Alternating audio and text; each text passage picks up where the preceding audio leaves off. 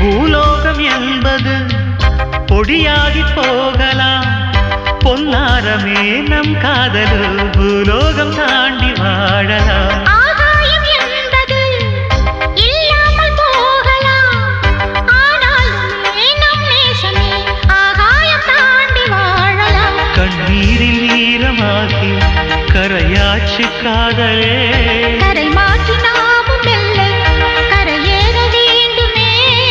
நாளை வரும் காலம் நம்மை கொண்டாடுமே.